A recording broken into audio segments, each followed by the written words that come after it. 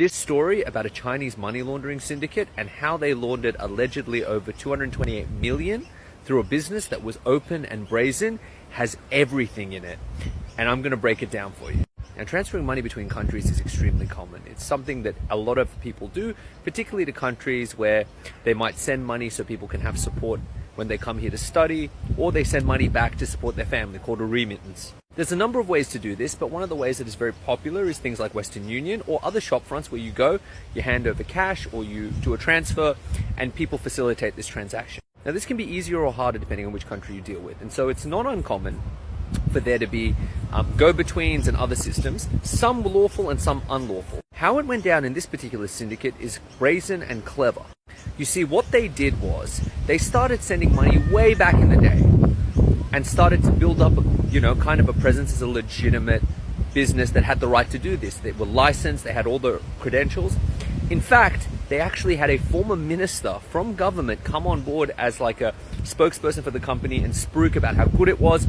Completely legitimate looking. They had shop fronts, you could walk into the stores, everything you'd expect from a real business. But what they were doing is that when they were sending money, they would send some legitimate money and they would bring some legitimate money, but they would often commingle funds. So what they would do is, $100,000 might get sent, 80,000 of that legit, 20,000 not legit. Or they'd tell people, look, if you want to send money to Australia, you want to send money back home, here's how you get around like the regulations. Do this, this, and this. And the people in charge of the syndicate apparently were so ready to go and knew what they were doing. They had fake travel documents made available, so if they had to flee in a hurry, they could. They did this for years.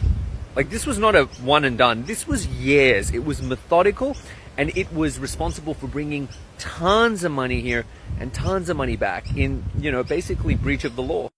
But a joint task force was compiled, and that joint task force looked into it and is now trying to basically unpick things and figure out, okay, how much money did they actually transfer? What are the penalties for this? What did they do? And look into it with a big, a big microscope.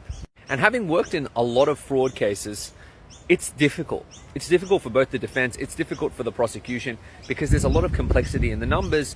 Sometimes things are done that are unlawful, sometimes things are done that are lawful, but they seem unlawful. Sometimes you can't tell. It's got everything. And so it's going to be a sticky situation to unpick. And it's going to be a fascinating space to watch. And by the way, if you're a legitimate person who used one of these services, please don't stress out. You're not going to be in trouble. Although sometimes it does cause issues and headaches. If it does, reach out to a law firm because we'd be happy to help. Follow me for more legal TikTok.